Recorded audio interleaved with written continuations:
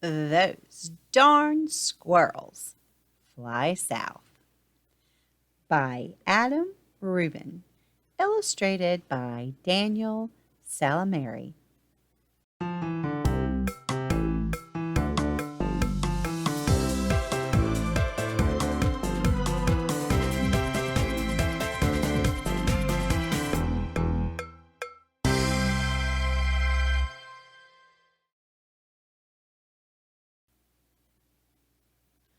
Old Man Fookwire lived at the edge of town in a beautiful forest full of birds and squirrels. But he was such a grump. He scolded the fireflies for being too bright. He yelled at clouds for being too fluffy. And when the lilacs bloomed, he pinched his nose with a clothespin so he wouldn't have to smell their scent.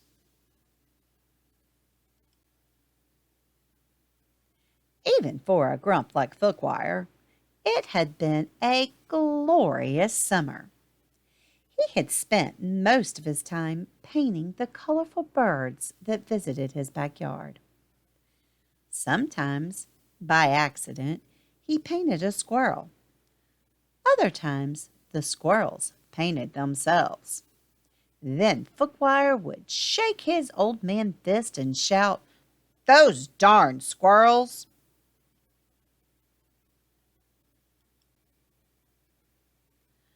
But now it was fall. The weather had turned crisp. The leaves had changed colors, and soon the birds would fly south for the winter. Fookwire would have to endure the long, cold winter months alone. Well, not exactly alone. The squirrels would be there too. Normally, the squirrels spent winters playing ping pong, building ships and bottles, and knitting. But this year, they had other plans. They were curious about where the birds went for the winter vacation, so they decided to follow them. Now, not many people know this, but squirrels have a comprehensive understanding of aerodynamic engineering.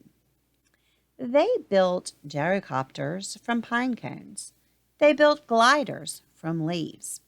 They even built a zeppelin from an old shopping bag.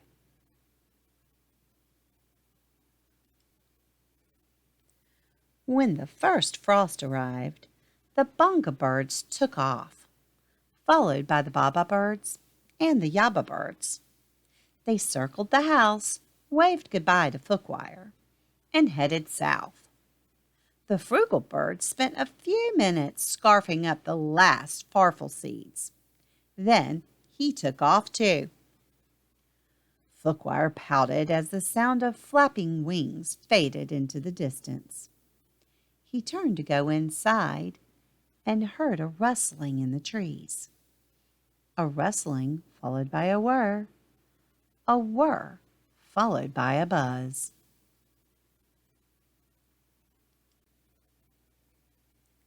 It was the squirrels, launching their flying machines one by one. Some of the aircraft flew straighter than others, but eventually they all flew up and away from the harvest-colored treetops and into the cool blue autumn air. The old man could hardly believe his eyes. "Great googly moogly," he said. "It's a whole flock of flying squirrels."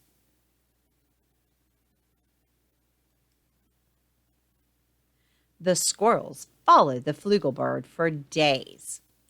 They flew through the night. They flew through the rain.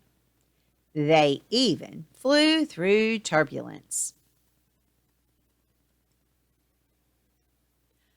Finally, just when the squirrels thought they couldn't fly any longer, the flugelbird swooped down and landed gracefully on a beach.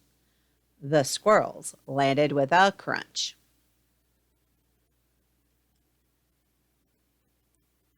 The beach was so warm and beautiful, And the squirrels were so happy to be done flying, they decided to have a fiesta. They went swimming and ate mangoes with salt and lime. They played marimba and danced the merengue. The party lasted all night long.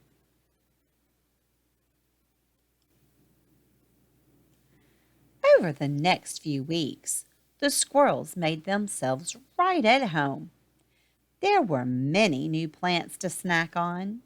There were so many new birds to see. There were cuckoo birds, kiki birds, and caramba birds. There were too many birds to count. One of the birds reminded the squirrels of someone they knew.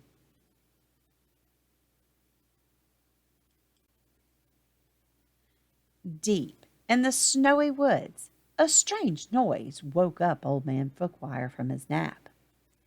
It was coming from the telephone. He was getting a call. When he picked up the receiver, the operator asked if he would accept the charges for a long-distance call from the village of Santa Vaca. Then there was chattering on the line. "Those darn squirrels!" shouted Fookwire.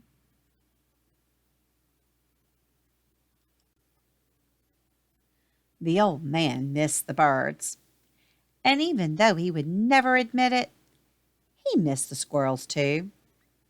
So he decided to join them. Fookwire had a car that he kept under a tarp in the shed by the stream. He bought it in 1957 and had only driven it twice.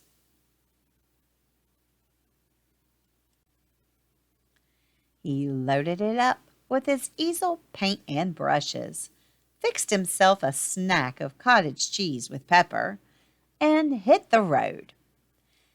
Then he drove 12 miles an hour all the way to Santa Vaca. The nice people behind him had plenty of time to admire his car.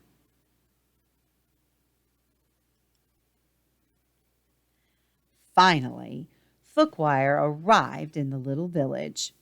He spotted the flugelbird flying overhead and followed him to the beach. When he got out of his car, the squirrels gave him a big hug.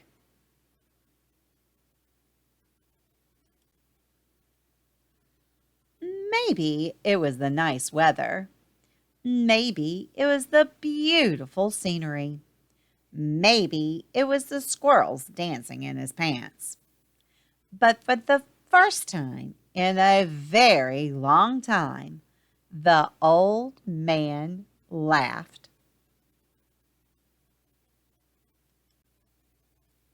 Soon, Fookwire set up his easel and began to paint the local birds. "Dabba-bobo," sang the cocoa bird. "Bali-bobo," sang the kiki bird. Fookwire was overjoyed. "The birds here are even more amazing than the birds back home," he exclaimed. "Humph!" muttered the flugelbird.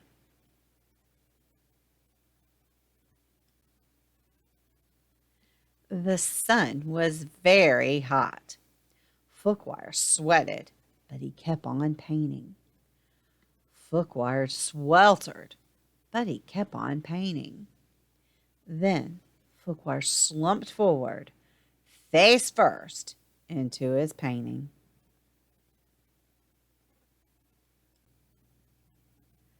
The squirrels dragged the old man into the shade and gave him some water. He was as red as a bonga bird.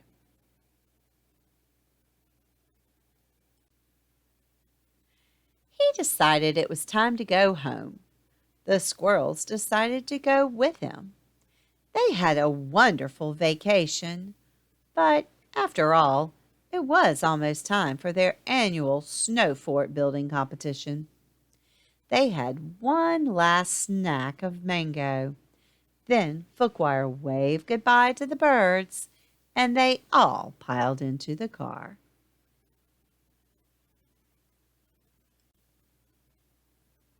The trip back home was much quicker for all of them. The squirrels drove most of the way. Those darn squirrels! The end. I hope you've enjoyed this story. Those darn squirrels fly south. Grandma loves this story. I think it's so cute that those squirrels wanted to be such good friends with Fookwire, and he just didn't want to admit it. But when they were gone, he sure did miss them. Now, click that thumbs up button and let Grandma know how much you liked those darn squirrels. And make sure you come back for more stories.